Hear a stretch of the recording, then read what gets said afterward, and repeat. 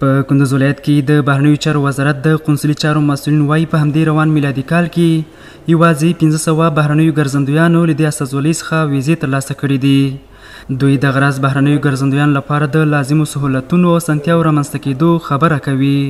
از اول سال جدید میلادی تا به امروز ما به تعداد 500 نفر به گردشگران خارجی هم از کشورهای اروپایی و همچنان از کشورهای آسیایی و از امریکا ما برشان ویزه صادر کردیم و اونهایی که از نمایندگی های وزارت امور خارجه در بیرون از کشور ویزه گرفتن شاید به تعداد صدها نفر اونا هم باشند که از طریق سرحد مرزی شیرخان بندر وارد افغانستان شدن و از ساحات زیبای کشور ما دیدن کردن. هغه ګرځندویان چې کندوز ولایت ته راغلي وای د اسلامي امارت د قونسلګرۍ او چارواکو سره په دې سفر کې د ښه چلند ترڅنګ د دوی بشپړ امنیت تأمین کړی دی.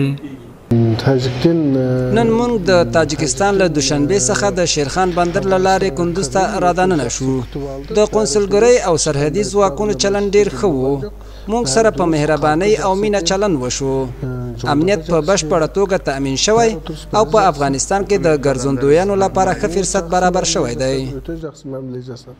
دا په داسې حال کې ده چې د اسلامي امارت له بیا واکمنېدو راهیسې تر دا مهاله سلګونه بهرني ګرځندویان کندوز ولایت ته راغلي او د دې ولایت له بېلابېلو زړه راښکونکو او تاریخي ځایونو څخه لیدنه کړې.